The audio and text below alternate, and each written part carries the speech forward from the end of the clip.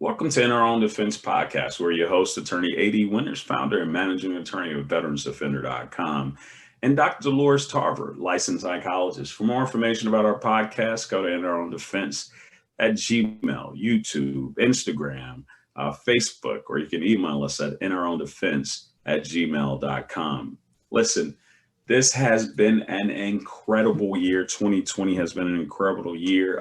The mission of our podcast is to share truths, to create dialogue that increases our listeners' awareness and a variety of concerns to foster the development of a holistic plan that incorporates mental, physical, spiritual, financial, and intellectual wellness.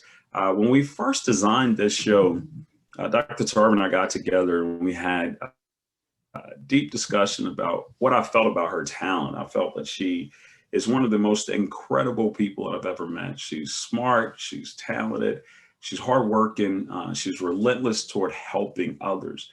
And she had this passion that I saw, and I begged her, in fact, to partner with me to help launch this. We were in the middle of a pandemic, but we saw that there was an opportunity to provide a plan or a sense of healing moment even in these dark times. And so Dr. Tarver, you and I got together and we discussed this. I told you this vision that I believe that was profound with all of your talents, that we could use those talents to help.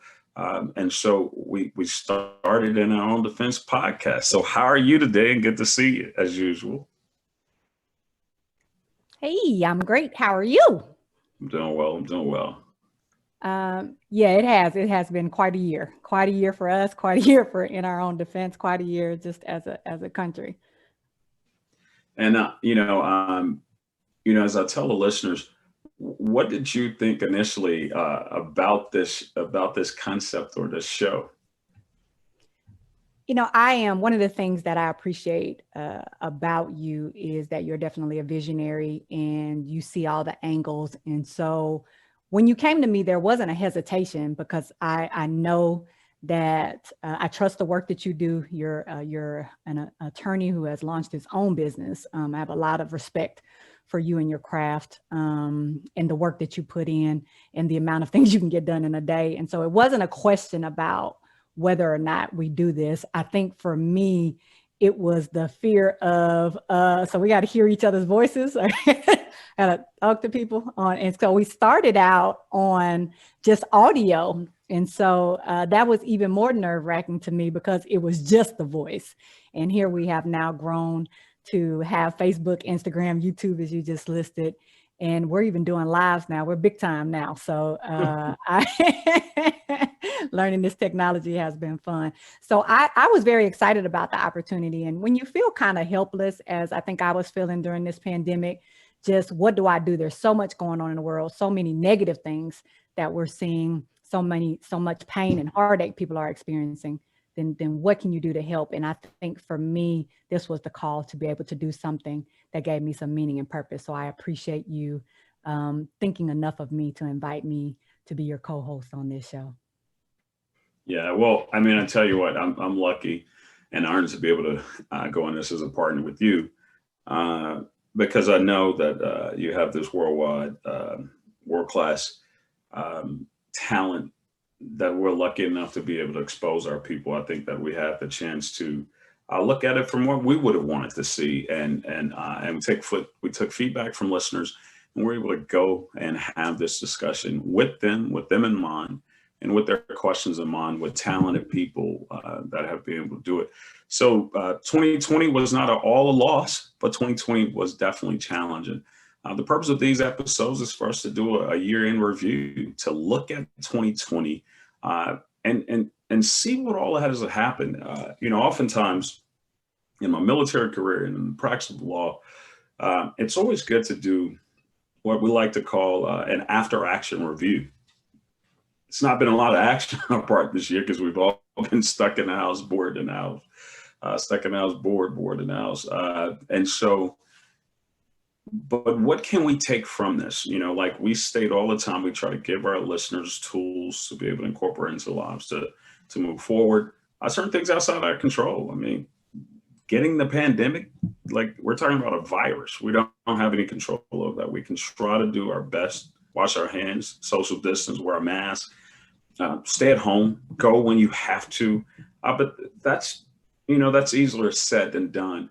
But what we want to do is really kind of discuss it. Here's the scene setter. The truth about the matter, as we discuss many of the things that have happened in 2020, the first thing that anybody and anywhere would be able to discuss would be COVID-19, the coronavirus and its impact on us.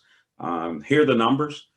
18, according to Johns Hopkins University, the numbers are 18.9 million Americans out of the 80.2 million worldwide. 18.9 million Americans, almost 19 million Americans, as of the shooting of this show, with 80.2 million worldwide, and 330,000 American deaths, with 1.76 million, 1.75 million people dying worldwide.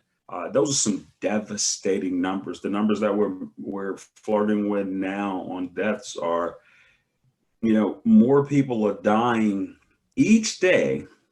Currently, more people are dying each day from the backlash of what they presume was the Thanksgiving travel. People are dying more each day than we did in September 11th with the hijackings and on 9/11. So these numbers are damning. These numbers are challenging. These numbers are scary. And with that being the backdrop, one of the things that we noticed on a political level, that we all experienced this together, it was constant consternation, constant contradiction, constant downplaying, and we never got a federal plan. Generally, when something happens, as inept as we may have viewed George W. Bush, when September 11 happened, you can remember that all of us galvanized behind our leadership. We all galvanized behind the President of the United States. And he said, either you're with us or against us, and we fought. We all were very supportive of that. We never got that rallying cry this time. We got it downplayed. Oh, it's a hoax. Oh, it's a China virus. Oh, we won't have any problem. Oh, it won't be anything. And now we're at 18.9 million Americans with the virus. 330,000 plus Americans have died. That's the scene. Politically, we never got a federal plan. And then it was punted to the states. Well, we'll let the states do it. And then when that was punted out to the states were fighting amongst themselves.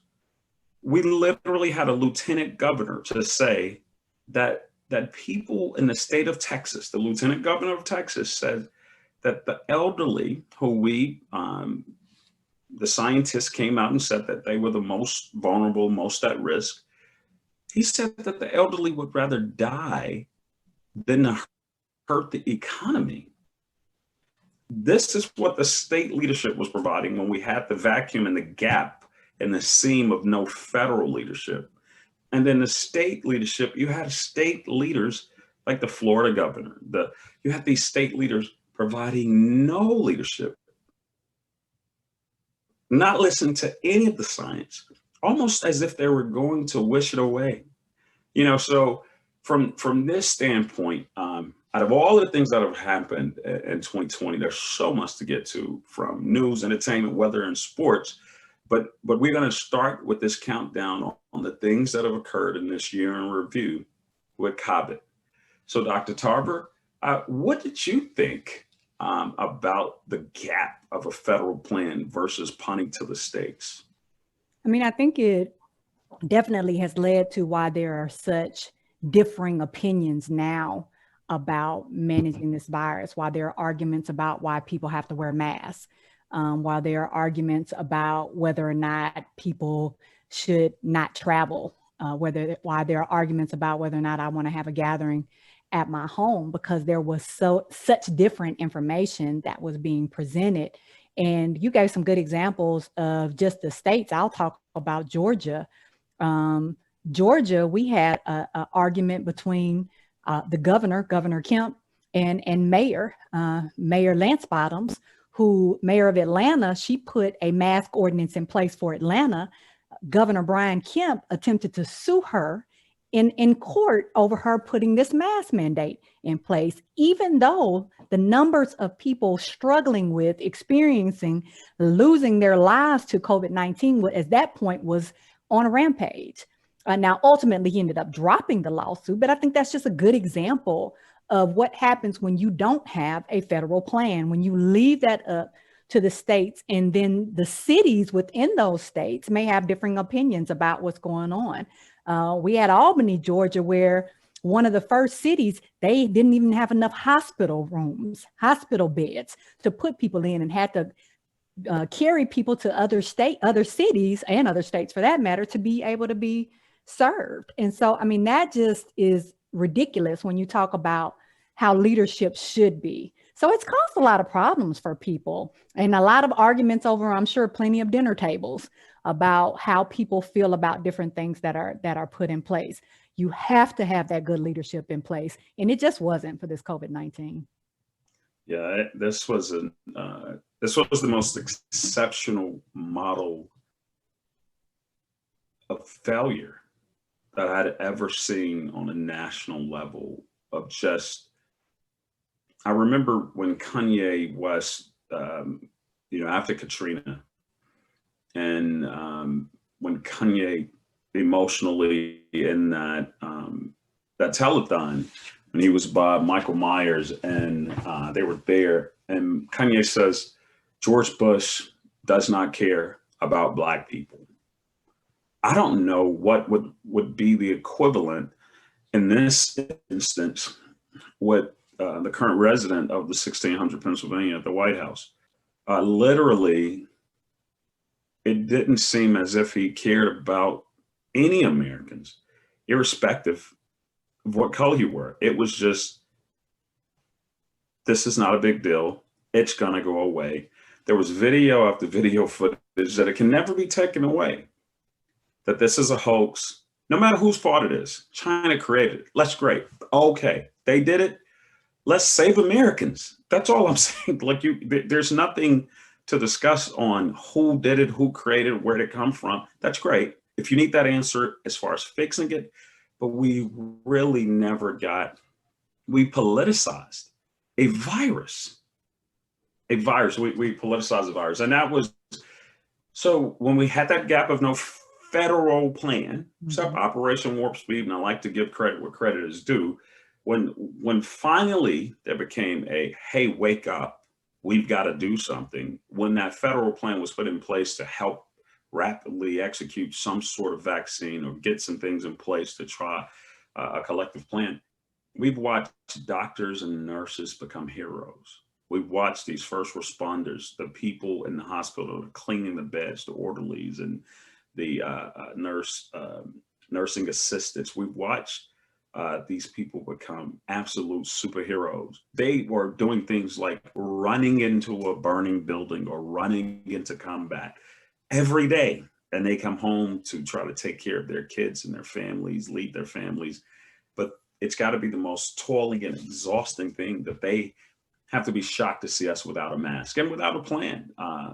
The bright spot in that was watching some leaders like California and New York, Louisiana on the state level, to watch them perform, whether the mayor, the governor of New York, giving daily coherent briefings that were designed to tell people where they stood, to watch California and Governor Newsom jump out and make a what we like to call this thing called mass, where you make the strongest decision at the most critical point. Where early on, he made a decision to shut the state down, like go into lockdown. The first state to do it, New York, was that. In order to these massive populations, they have to do something to reduce. But even that, we've learned that people really want to get back out there and want to be able to connect, want to touch, want to be around each other, trying to create some sense of normalcy, even though you're doing this against a microbe You're trying to create your sense of normalcy against the backdrop of a microbe, which you can't. We all know, and taking on more risk. We watched, the governor of Louisiana fight his own attorney general who was trying to fight him about having a lockdown. And with this confusion, no federal plan. And then on the state level, confusing plans. The state of Texas put a ban on Louisianans coming to Texas. Then Floridians, they were banned from coming to Texas. And we put in these mandatory quarantines in place when it was just crazy. Now, Florida, Texas, and California all have over 1 million coronavirus cases. California has just crossed 2 million. When you don't have a federal big plan, which includes money to protect the people, and you don't have a consistent state leadership where people hopping from state to state, they were saying things like, oh, well, that state is not affected that much. Well, it's not affected that much until it's affected that much. The numbers are going to keep increasing when we're flying planes. One minute you're in Louisiana, and then the next minute you're taking that virus with you to California, and then you're taking it to Texas. These were the challenges, but the good news story that I saw was in the mayors. Some of these mayors did an exceptional job. America's Black female mayors face dual crises with the COVID-19 and protests, but these women are used to uphill battles. So if you think about it, the mayor of San Francisco, Mayor London Breed, and the 7 cities that surround her, those counties that surround San Francisco County, the Bay Area is what we call it. The Bay Area went into lockdown first as the first city and region to do it. The mayor of Atlanta, Keisha Lance Bottoms, that you spoke of, she knew that the science told her to do that, that she had to put in a mandatory mask, even though she's being threatened a lawsuit by the governor of her state. We watched the Atlanta mayor do her thing. We watched the DC mayor do her thing in support, even in these most critical times. The mayor of Chicago, the mayor of Baton Rouge. We can't forget about the mayor of New Orleans, Auntie Titi, as they affectionately call her. But these women did a remarkable job. If you think of a mayor's job, not the governor, not the president of the state, a mayor is elected to govern their city, serve and protect the citizens, maintain law and order, and bring about economic prosperity. But imagine these ladies doing that in the most drastic times. I feel they did an exceptional job, and they continue to do an exceptional job today. What are your thoughts on those efforts of leadership out of the 3 levels, the federal, the state, and the local level? Do you think that they performed exceptional? I think if it weren't for the mayors, a lot of states would be in worse shape than they actually are. In particular, women of African American descent have showed up during this coronavirus time, and often they felt opposition was presented against them for making these decisions, and these are tough decisions. And I think about how every city had to also make decisions about what they were going to do for their school districts. And so it was our mayors that were an integral part of that were in those dialogues, that were in those conversations. And we know that our school systems have been very much impacted by COVID-19. Our employees, as well as our students, have been very impacted. And if it were not for women taking these risks, and they were on these boards, these organizations that were formed during this time to try to help and understand. And each one of them, much like you just laid out all the risk factors. They were following the CDC. They were looking at people that study viruses as their means of being informed, as opposed to, I think, like you said, the politicizing piece, which is what was happening on the federal level. When you have your president hosting large events, showing up to events, not wearing masks, encouraging people to come and not wear masks, but you have your mayors, when they're doing press conferences, wearing their masks. These women who people were very much felt Mayor Keisha Lance Bottoms when she got on TV and said, "Hey, please stop. I need you all to wear your mask. I need for you. I know this is tough." All right. So we have had mayors who have gotten on and shared with their constituents, like, look, I get it. It's tough. It's hard. We're trying to figure this out. We know that it's impacting our businesses, and we're going to try to figure out a plan, but we got to shut it down. And for every city that actually did follow those things, we saw those numbers go down across the board. And so that just goes to show, when we're all doing what science says and it's people over politics, then that makes a huge impact. But I do think we need to have a conversation about the school systems, because I think that is a conversation that we cannot go in this countdown, if you will, of 2020 and not discuss how schools were impacted. So maybe we can shift the dialogue to that topic. Well, I will. I definitely I agree with you. I think that was a great segue into what these leaders did. If you consider this, African American women haven't been mayors in the United States a long time. The first one was in 1971. Ellen Walker Craig Jones of a small town of about 745 people became the first Black female mayor in the United States, and that was in 1971.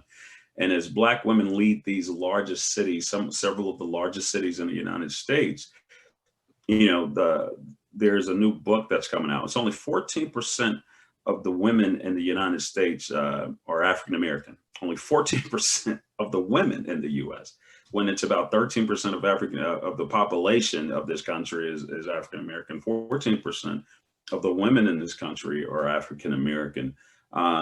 There's an upcoming book called "Political Black Girl Magic: The Elections and the Governance of Black Females," where it examines the background of 24 women elected of the 50,000 since the year 2000. So I think that's going to provide a lot of basis for this bright shining spot in this otherwise extremely dark year. And you speak of education.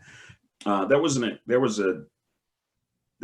a lot of articles that talk about the devastation of these budgets that are happening. Almost half of the nation's 13,000 school districts may be forced to make deeper cuts to the educational system.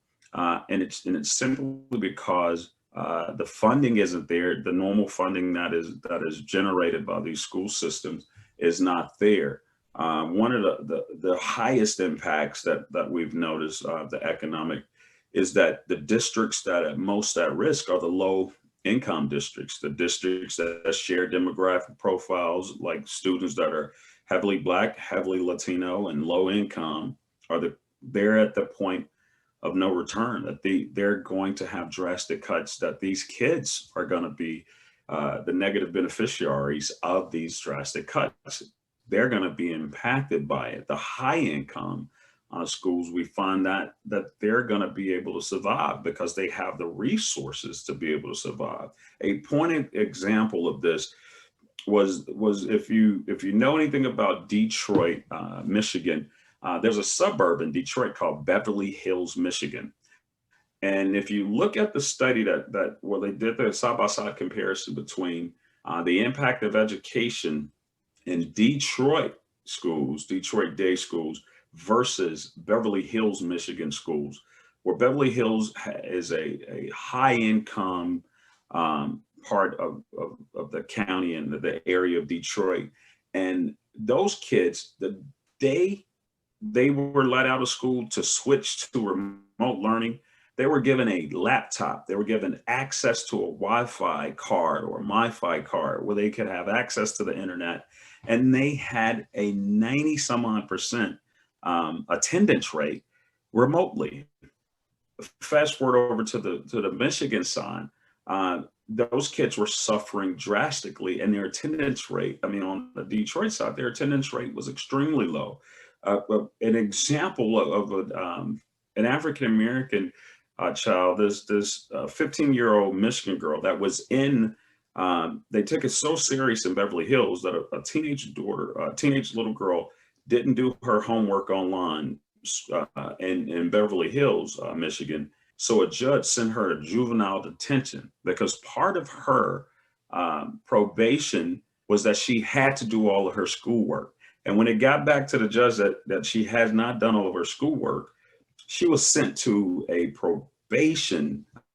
She was violated as her probation and sent, the judge violated her probation and sent her to a facility during a pandemic. Sent her to a juvenile detention facility during a pandemic. Now, based on that, it makes me believe that the education system is starting to come down, even in a pandemic, on minorities and low incomes family. What do you think about the gaps in education, or how this pandemic, COVID-19, has affected our educational system? One of the things that we know about the pandemic is whatever disparities were already in place existed, then this pandemic has just exacerbated them. So that's a good example where you just laid out between these school districts who are not that far apart in terms of miles, but are miles apart in terms of these gaps that we're seeing in the resources. And so you just highlighted that what happens when my parents, in this particular school district in Detroit, all of our parents are working class parents. And so they're leaving the home. And so we're at home trying to essentially raise ourselves, get on the computer ourselves. And again, that's if we even have computers, one. Two, do we have Wi-Fi? And just because you have Wi-Fi doesn't mean it's good Wi-Fi. Well, the Wi-Fi keeps dropping. Well, if you're getting a lot of buffering, right? This is frustrating to a student. And if I don't have someone home to monitor me, am I even getting up on time to get to class? What's my motivation, right? Because we know that our students do not like this virtual learning. The majority of them don't like it, because if you have any kind of learning disability, you have any kind of challenge in instruction, then there is no way for your teacher to accommodate all of those different learning needs in this virtual setting. You can't get hands-on if you need it. You can't have someone essentially be able to. And now in the larger school districts where there are more resources, we have more educators. You can go into breakout rooms. You have people who can assist you, but we're talking about a school district where there's limited resources. I guarantee you they do not have people to be able to go into breakout rooms with these kids, or do they even know how to break out into these different rooms? And then what happens when there's a behavior problem? What happens if I have inattention issues? What happens if I need glasses and I'm struggling to try to keep up? I haven't had an opportunity because of COVID to go get glasses. So there are just so many factors when you talk about limited resources that are affecting our young people. And then we're already in a high risk environment because we have more students who are probably at the brink of poverty in those schools. So guess what? Their rates of COVID are probably higher. So what happens when 15 teachers in this one school district are out due to COVID? What's going to happen to the school system? So there's just so many different layers of that. And we're seeing that our students are getting further and further behind that are in these low income environments. So what are some of the challenges? If we have kids that are 504 plans, at-risk youth that have, like you said, learning disabilities, behavioral challenges. What are some of the gaps that you've noticed that people are putting in place? I mean, what are we doing? Are we going to allow this generation to we're going to lose them? I mean, these are, every year counts. I don't care if they're a senior in high school, that really helps them catapult into college. If they're, my son just graduated all of last year in this last school year, in this 2020, when you have these kids going through this, I have a 4-year-old that's missing critical learning time that she should be with her peers, learning and going through the emotional learning, socialization learning, and academic learning right now, these gap years that are critical. So what do we do? What are parents going to do to bounce back? How do we go to school year round once we all get vaccines? Or what are some recommendations? What do you think is going to happen after this, or are these challenges? How do we address these? Well, I've seen some people try to do what they can to help with the gap, right? So we have seen some of our providers come out and they are setting up buses that have Wi-Fi on there. So students are being able to access that. We are having companies donate computers to laptops to these students to be able to use. We are seeing some retired educators come out of retirement and they're forming these little pods.